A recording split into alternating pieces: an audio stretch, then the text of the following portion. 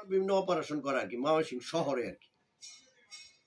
তখন আর কি আমরা এই কলতাপাড়া বাজার আছে একটা, এই আবার গরিপুর হ্যাঁ গৌরীপুর কলতাপাড়া, এই কলতাপাড়া রুট দিয়ে আর কি আমরা রাত্রে যখন মার্চ করি তখন কলতাপাড়া আছেন রাজাকার কিছু রাজাকার, এরা জোয়া খেলতেছিল, তাস খেলতেছিল, এটিতে দৌড়ছে, দুইটারে ধরার পরে আর কি বাকি বেশি ধরিয়া গেছে গা, এখান থেকে অস্ত্র অস্ত্র নিয়ে দুইটারে অন্য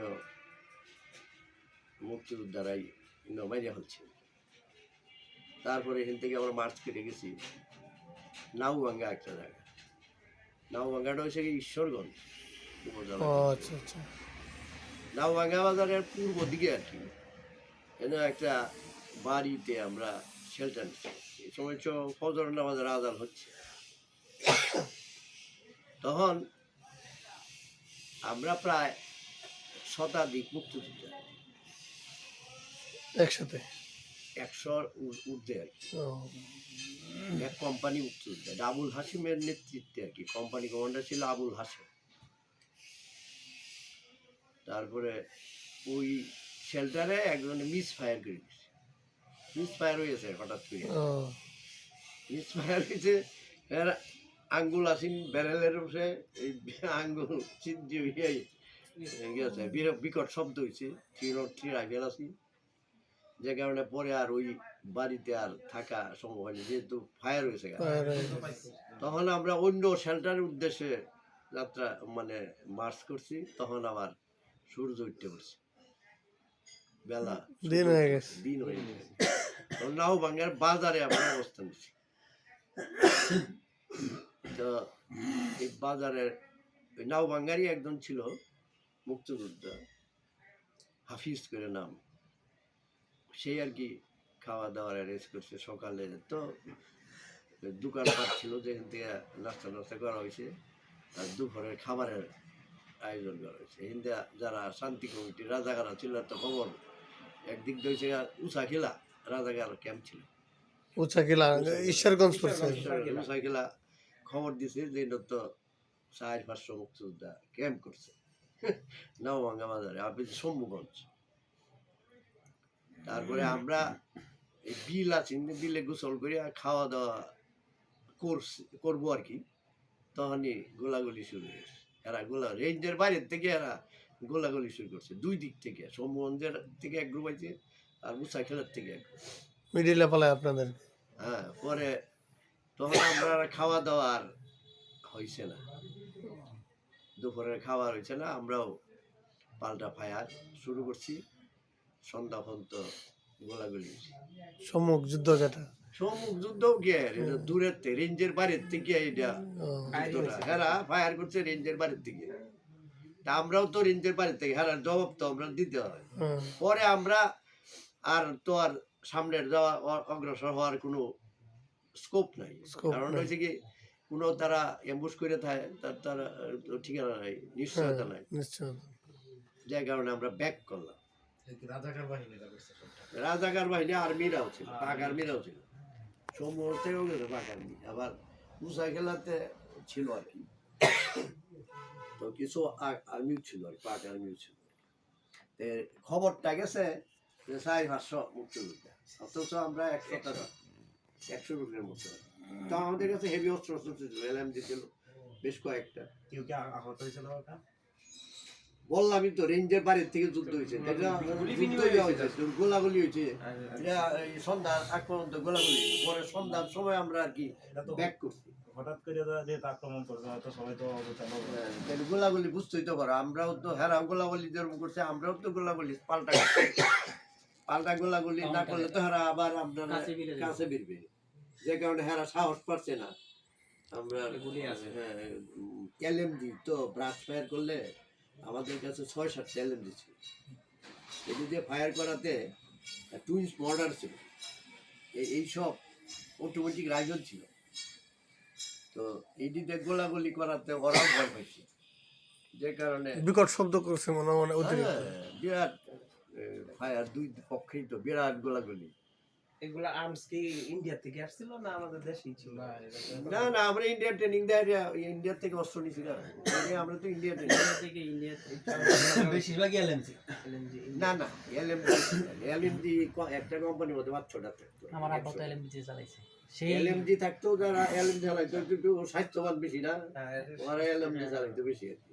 আমার আব্বা তো এখনো আমার চেয়ে আপনার লম্বা, তো এখনো আমার চেয়ে লম্বা। পরে তো এখান থেকে ব্যাক করলাম রাত্রে, হাইটে পরে আমরা সিদ্ধান্ত নিলাম যে খিসা রাজাকার ক্যাম্পাসে আক্রমণ। খিসার নাম উচ্চ, রাজাকারদেরও ক্যাম্প ছিল।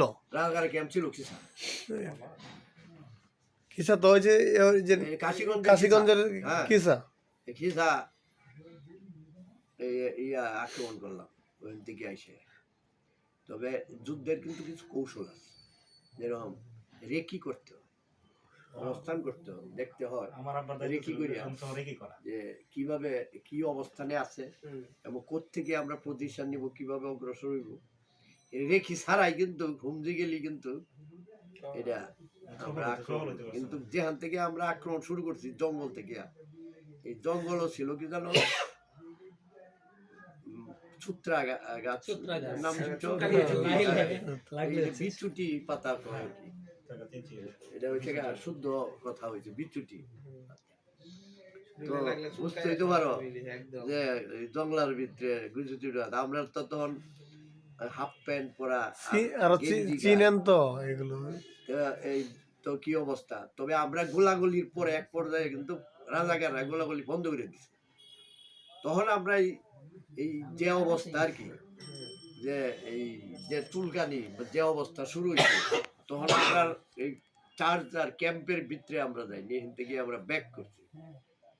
ব্যাক করে আরো যায় আরিয়া শীতলা নামক এক জায়গায় যায় হাইড আউট করছি, এখান থেকে গেছি। গরিপুর থানায় পড়ছে এটা। ভালো তো করাই গৌরীপুর এখন পড়ছে, আগে ফুলপুর ছিল আর কি। এখান থেকে আবার গেছি বৌলা, অন্য গায়ে সিদ্ধান্ত নিছে আমরা বালিয়া রাজাকারকে আক্রমণ।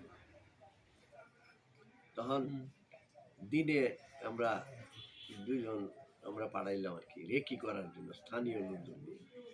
ওই দিন আবার রাজাকারদের এবং মিটিং করার কথা আর কি, শান্তি কমিটি নিয়ে বালিয়া রাজাকারকে। এনে আবার মৌলবী ঘরে একটা ইয়া বাহিনী ছিল, এটা ওই রাজাকার আল বদর আল শামস, শামস বাহিনী, আল শামস, দৌলত আলী মৌলবী নাম আছে। তো আমরা সিদ্ধান্ত নিলাম আর মিটিং এর সময় আমরা আর কি 10টার সময় মিটিং, 10টায় আমরা যাই হারিয়া আক্রমণ করি। আমরা কাছে প্রচুর আগ্নেয় বুম ছিল, গ্রেনেড ছিল, আগ্নেয় গ্রেনেড, এটা ফায়ার গ্রেনেড করতো আর কি। এটা গ্রেনেড চার্জ করলে আগুন জ্বলতো আর কি। এটা আমরা নিছিলাম বহু মহাসিং শহরে পাট গুদাম উড়ানোর জন্য, এটা আমরা প্রয়োজন। পরে ছিল আমাদের ছিল প্লাস্টিক এক্সপ্লোজিভ ডিনামাইট, অনেক অস্ত্র শস্ত্র ছিল। তো তখন আমরা যে বাড়িতে ইয়া করছি, ওই বাড়িতে খাবার, রাত্রে যে খাবার, এটা একটু লেট হয়েছে, যে কারণে এখান থেকে খায়া মার্চ করার পরে বালিয়া ধরো আধা কিলোমিটার দূরে আসতেই রাস্তার মধ্যে এই রাজাকাররা এই শান্তি কমিটির যে চেয়ারম্যান তারে দিয়ে আসার জন্য যাচ্ছে আর কি। আচ্ছা মানে ওই দিন চাঁদি রাত দেখা যায় আর কি, চাঁদের আলোতে স্পষ্ট দেখা যাচ্ছে। তখন company commander Abul Hashem hold করছিল, ওরা করছে কি এক বাড়ি আছে মুসার বাড়ি, ওরা যায় দৌড় পাড়িয়া যায় ওই বাড়িতে উঠে। পরে কিন্তু গোলাগালি শুরু হইলে হেরাও বালিয়ার থেকে, আবার বালিয়া আমরা তো পৌঁছছি না, বালিয়ার থেকে গোলাগুলি শুরু করছে, আমরা গোলাগুলি শুরু করছি। বালিয়ার গোলাগুলি শেষ হয়েছে, বন্ধ হয়েছে। কিন্তু আমরা ওই যে রাজাকাররা এই বুঝার বাড়িতে যে আশ্রয় নিয়েছে, এনে আমরা যে হানা দিলাম।